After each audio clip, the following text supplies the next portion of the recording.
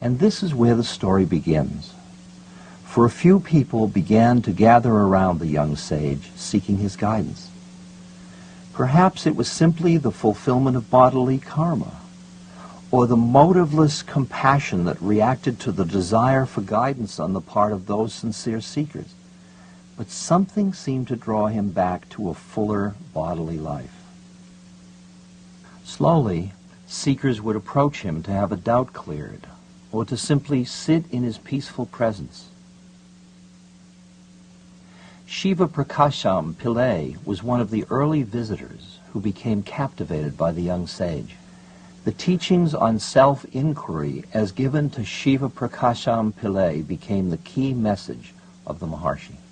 The great Sanskrit scholar and ascetic Vasishtha Ganapati Muni had mastered a broad range of scriptures, disciplines, and meditation practices.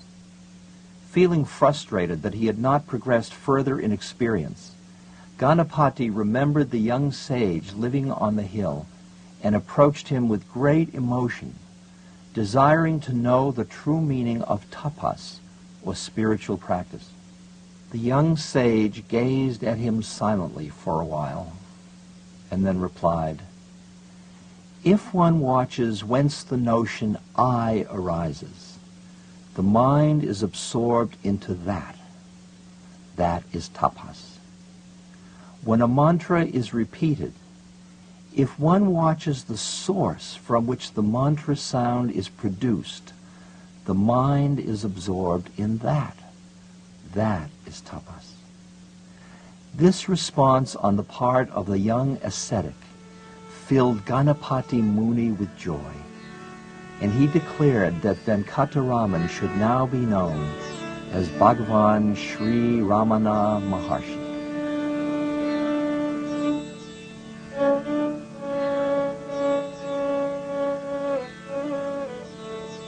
Call it by any name, God, self, the heart, or the seat of consciousness. It is all the same. The point to be grasped is this, that heart means the very core of one's being, the center without which there is nothing whatever. Questioner: how is the mind to dive into the heart? Maharshi: the mind now sees itself diversified as the universe. If the diversity is not manifest, it remains in its own essence. That is the heart. Entering the heart means remaining without distractions. The heart is the only reality. The mind is only a transient phase. To remain as oneself is to enter the heart. Self-surrender is the same as self-knowledge, and either of them implies self-control. Surrender can take effect only when it is done with full knowledge as to what real surrender means.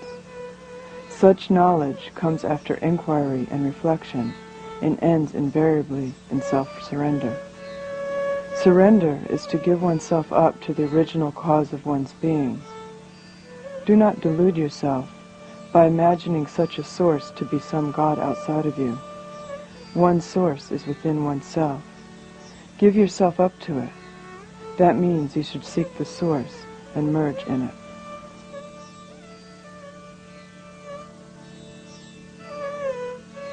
Mind is a wonderful force inherent in the self.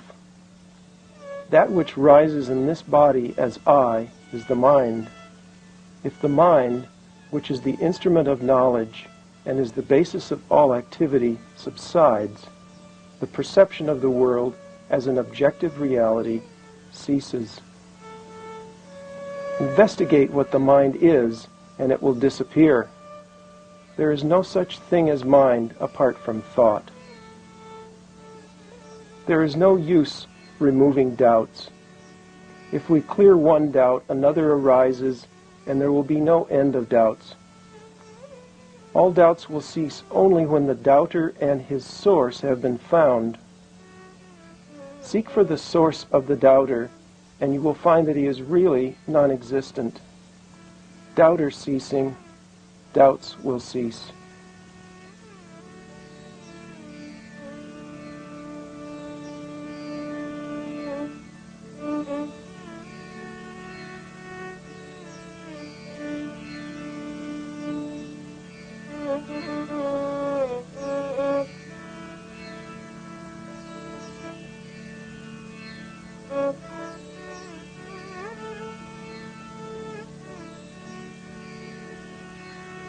When the mind gets absorbed in the heart, the ego I, which is the center of the multitude of thoughts, vanishes, and pure consciousness, or the self, which subsists during all the states of the mind, alone remains resplendent.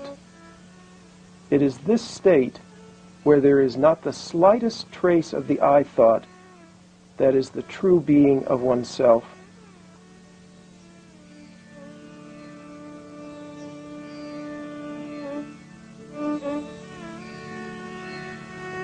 It is the undifferentiated light of pure consciousness into which the reflected light of the mind is completely absorbed.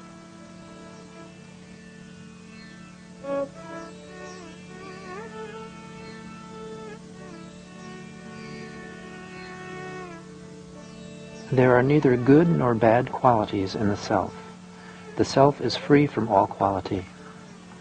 If there is unity, there will also be duality. The numeral 1 gives rise to other numbers. The truth is neither 1 nor 2. It is as it is.